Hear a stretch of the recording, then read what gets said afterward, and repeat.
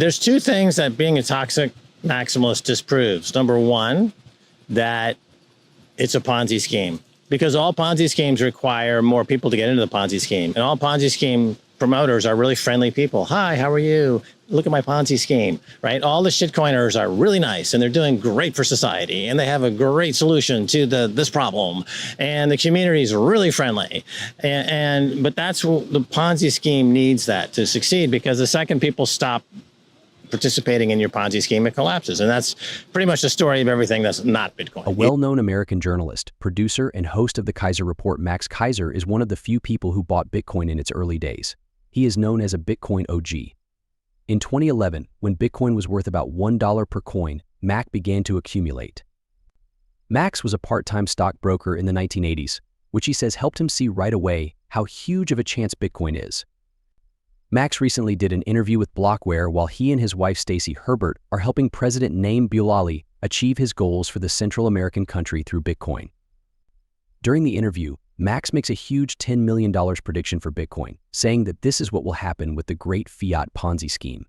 The famous Bitcoin Maxi predicts a time when the dollar and all other fiat currencies, backed by nothing, will be worthless because the government spends too much and prints too much money. Max says that when that time comes, everyone will use Bitcoin because it is the hardest money in the world and the only sensible option to the way money works now. During the meeting, Max also talks about how Bitcoin ETFs has changed things and how big Wall Street companies like BlackRock and its controversial CEO Larry Finn have moved into the cryptocurrency space. Max has been very vocal about his opposition to spot Bitcoin ETFs. He does admit that they have some benefits for Bitcoin, but he thinks the risks are greater than the benefits, especially for investors. In this video, we show you clips from Max Keiser's interview. Please like the video, subscribe to the channel, and turn on post notifications to see more videos like this. Thank you and enjoy the video. With egocentricity comes a certain degree of vanity, as alluded to earlier.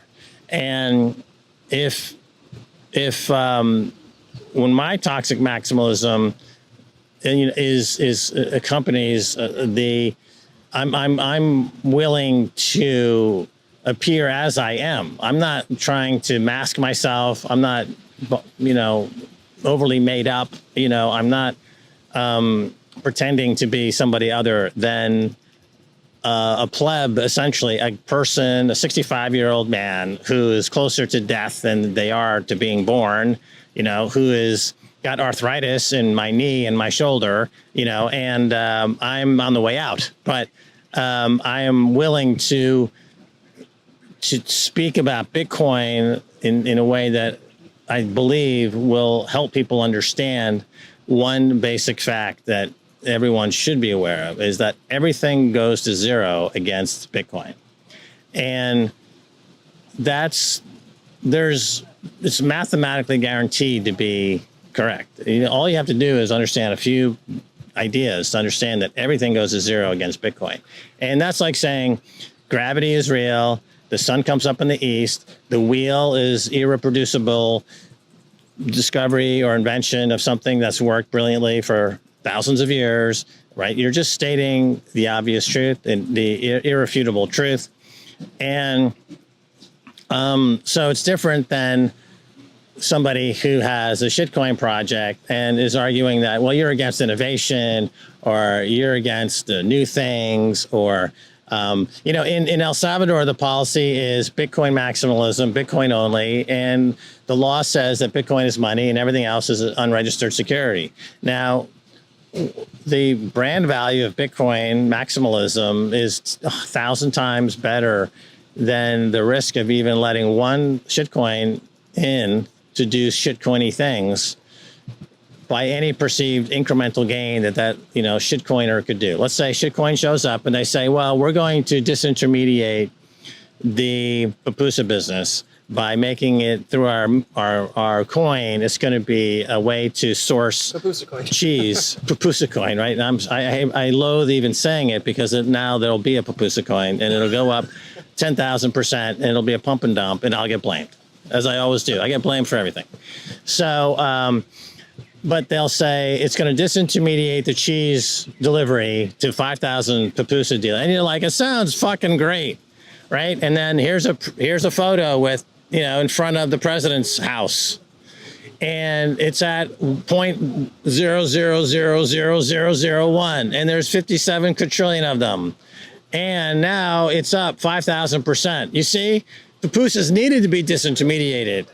And then here come the noobs. And now they lose 100% of everything. And they blame Bitcoin, right? So what did we learn? What's the point of all this? There's no gain at all from any other project except Bitcoin, Ethereum, Cardano, XRP, the more traded of these shitcoins. They offer nothing.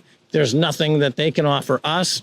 The laws is clear that they're not wanted unless they want to register as a security. They're welcome to register as securities, but of course they would never do that because that would mean they'd have to actually be somewhat legitimate, which they're not. So I think I answered that question, I believe. Maybe a few that you didn't ask, but yeah. What do you think, Kyle? Am I covering the points? Knocked it out of the park. Hey, how's the sound? Because usually you get back and they say, Max, thanks for doing the interview, but the sound was off. Yeah, that happens like 90% of the time. Okay, you seem like a sharp lad. Okay. Putting my reputation on. Are you? He's putting his reputation that this thing is actually on. Okay. Even though these many benefits show Max's deep distrust for Wall Street, he also sees the benefits of the spot Bitcoin ETFs, according to the Bitcoin OG maximalist. One of these benefits is that the ETFs have shed light on Bitcoin's ability to demonetize fiat currencies and gold. Shortly after the ETFs launched in January, so much money left gold ETFs that famous gold bugs like Peter Schiff had weeks of complete Twitter meltdowns. The success of the spot Bitcoin ETFs has also increased people's faith and conviction in Bitcoin in the bull market. Since the launch in January, Bitcoin prices have gone from just over $40,000 per coin to an all-time high of over $73,000 per coin, according to Max.